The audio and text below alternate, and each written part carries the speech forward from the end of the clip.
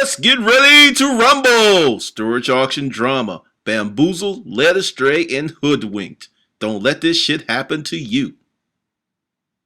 Hey, this is Glendon with Making Money with Storage Unit Auctions.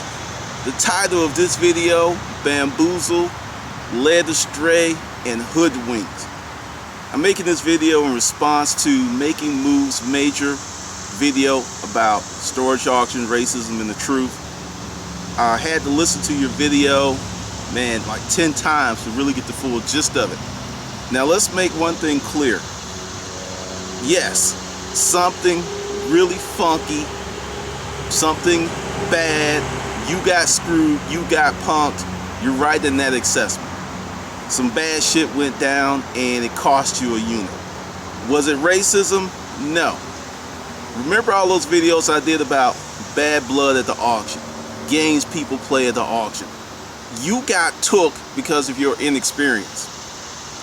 I would say what happened was Ponytail probably did what I call a bitch bid, like a finger or something like that, and you didn't see it, and no one else saw it. This is why when I say you're bidding all this little cute shit, unless you're like really experienced with it, can cost you a good unit. I did several videos about that. This is the stuff I'm talking about, because you know you're going, you're mad, and also understand they're all up in your mental space like this, because part of that was to drive you away, to get you out of there. And based on some of the comments you made and some of the other stuff that's going on, it worked. Because you're like, I ain't gonna go out there, there's better things I can do with my money, and so on and so forth. Dude, the storage auction game is a dirty game. And I'm not talking about a petrified chicken that's in the microwave from 1996. It's a dirty game. Because you know, everyone's like, hey, let's be friends and partner. Bullshit. This is about one color and one color only. Green. It's about this stuff. This is what it's about. It's about this. It's about this. This is what it's about. This stuff. That's what counts. Keep that foremost in your mind. That is the deal. No other color matters right now. Let that shit go. Does racism exist? Yes. Will it stop you from doing what you want to do? No. 90% of the people who buy my book are white. White people are making me eat more and more wealthy. If racism was as bad as some black folks make it out to be, I would not exist. I would not make a living doing what I'm doing. So let that notion go. To prevent that type of shit from happening to you again. Number one, when he was going, boss got it, going once, going twice. You should have said, hey, who has the bid? At that point, the auctioneer is going to either point to you or the other guy.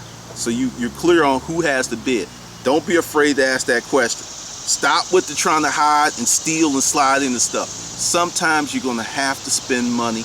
You're going to have to spend $50, $100, $200 more than you really want to get it. But you can't sell it if you don't get it. And if you can't get it and you can't sell it, you can't make any money. That's the number one thing.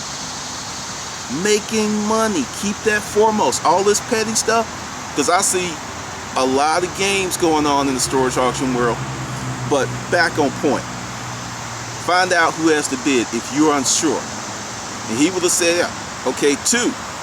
If you have the bid and he's going, boss got it, and he's going once, going twice, in 45 seconds, which feels like an eternity when you're trying to wait for a unit. Once you hit the minute mark, you're like, close. You like, say it for him. Going once, going twice, sold, walk to the unit, and either someone's going to try to pop a bid in, or he's going to say sold. Push the issue. Take control of the situation. You have more power in that than you know, because you're driving the bid. Number two, with the ponytail thing, say you didn't say who has the bid and it went on. You're like, whoa, I had the bid. You make a big stink about it right then and there, and you use this word, hey, let's rebid it, me and him. Then you yell out whatever your bid is and get this thing rolling. Get it rolling, because once it was over, once it was paid for, once you left the property, it didn't happen. If you don't have it on videotape, you cannot prove that this happened. It's your word against theirs, and you're gonna lose. So don't be afraid to do a rebid. Get your rebid going and work it out from there. I'll tell you a story. There's this guy we call House, and it was a nice unit, really nice unit. And he had put out this bid, an auctioneer. Now, a guy I'm gonna call Mr. Whisper. Everybody saw this except for House. He pops up and he raises his hand on the bid and walks back into the crowd. And House like they're going once, going twice. So then he goes put his lock on. Then Mr. Whisper walks up and everybody like, oh, he bid. And he was like, what? What? People get so caught up in the bidding that they're not paying attention. I have seen people actually bid themselves up because they're not paying attention, because of that adrenaline. You know, it's pumping and it's going. And a lot of people just lose track. Here's another story. I went out to an auction. I had $500. This was early in my career when I had to count my pennies and rub my nickels together to create some heat. I wanted some units, but I had created a reputation for myself. Your reputation can make you money if you build it the proper way. I went out with $500. There was some nice units going on, and there wasn't too many people.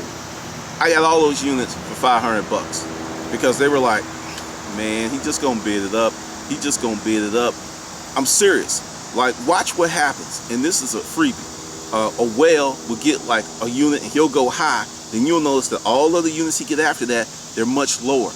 When you add up the cost of all the units together, it averages out where he's paying far less for each unit because he blew you away mentally. Because you're like, oh, it ain't even worth it. It ain't even worth bidding. He gonna get it anyway. You gotta have some heart. You gotta have some heart in this game. You gotta have some heart. Now let's go back to Ponytail. Since you gonna stay in the game because you made the video, you're pissed off, I'm gonna say get over it. Just get over it. Next time you see Ponytail, you say you got the loot, be in his ass on every unit for the next month. Watch what happens. He gonna start leaving you alone. These little games are gonna stop. Also, you made reference that, hey, you know, you had 2,000, you could have got all those units. Do it. Because based on what you're bidding and where you are, you're getting stuff cheap compared to a lot of people in other parts of the country. Do that for 1 month. You will build a level of respect that's very important. And I'm not talking about the auction people, I'm talking about the auctioneers and managers. When you build that type of respect, they will call you when they have a good unit because they know you're going to bid. They will call you. They will wait on you to show up to start an auction because they know you're going to bid high. When you build that type of reputation. So take this as, hey, you lost one, you know, you got over it because I wasn't there. I can't say with 100% certainty that you were screwed, but I'm going to say, in my honest opinion, there was collusion between the auctioneer and Ponytail in some shape, fashion, or form. Because either it was in the way that he closed the bid real quick before you realized what was going on. There was something that was going on, and Ponytail had an unfair advantage. Now, in the grand scheme of life, big whoop. That's life. You got to roll with it. Going forward, talking about collusion and racism, I'm here in Atlanta. For many years, I hung out up on the north side. You know, Alpharetta, like what's that, West Cobb, because when, you know, Alpharetta runs into Cobb County, up and coming, Duluth. For many years, I was the only suntan Superman in the land. A lot of black folks did not go up, you know, and over the years it changed, but for years, with white people, I worked out deals. I remember we went to a store off. There was 4 of us, they had 12 units, and it was rare, because they always cancel. And we just kind of looked at each other. It's like, 3 for you, 3 for you, 3 for you. And the first unit that came up, it was a nice little closet. I didn't bid. Someone else got it. And we're just going on, and I ain't really see anything, but they were nice. And I'm like, man, you know, this stuff would be expensive, but you know, people were getting stuff cheap. Then the last 3 units, 10 by 10, two 10 by 20s. As soon as the door went up, bam, 50 bucks. And it really hurt those guys, and I'm gonna say they had honor, I'm gonna say they had integrity. It hurt them because they wanted to bid so bad, but they kept the agreement. And afterwards, I was like, we ain't gonna do that shit no more. They were like, yeah, all right, we have next, nah, you good for next year or something, because I got some sweet units for 150 bucks. Now that's called collusion. When you make those type of deals, do not do it in front of the auctioneer. Don't do it in front of the storage auction personnel, because it's illegal. It's cooperation, but it's illegal. Don't do it in front of those people. But that's the deal. So in terms of, you know, racism in the storage auction game, I'm like, I have a whole different take on racism. I think that the majority of racism in a lot of black people's minds exists right here. This is where the majority of it. Are you going to go out in public and there's some white people going to look at you and not like you just because you're black? Yeah, it's going to happen. It's going to happen. That's the reality of life. But it ain't like it used to be. It really is not.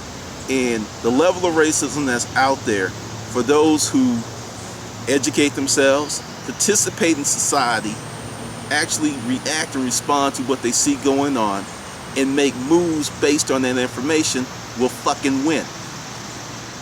I'm serious. I mean, at the majority of my business career, well, whether I was selling office furniture or whatever, I sold to white people. White people were, I remember this really huge job. This really is my first big office sale. And only thing this company knew about me was I had a business card, a cell phone, a nice car that I took them around the showrooms, and these folks put a check for $250,000 in my little chocolatey paws as a retainer. Now the thing is, normally companies like to pay 30, 90 days net or be billed. My company was so small, we could not play that, you know, sell you the furniture on credit and you pay us later. We couldn't do it. We needed deposits, because that way we could get a sweet discount from the manufacturer, because we were able to put down the deposit. And I convinced them to do it. So this whole thing, you know, if you're black and you know you stuck up on that racism crap, let that shit go. I've had a few people email me, and I'm serious. You are creating a demon in your own mind that's fucking up your success. You can make it. I mean, seriously, you can make it. You have to put in your mind that I don't care if they don't like me. I don't care if there's racism. I'm going to win. You have to develop that mindset and you'll win. Sometimes you're going to lose. And sure, in my professional career, there have been some incidents of racism. It was clear. It was blatant. But it's a single digit percentage. I mean, I worked for companies where I was the only black guy. I've gone to events where I was the only black guy, and it's like either you're gonna fit in, network, and talk, or you're gonna stand on the wall with your lips stuck out. What does that do for you, man? It does nothing. Let that shit go. You know, the younger kids have got it. They hang out together. They go to each other's houses. They, you know, best friendies, whatever. That's what makes the world go around.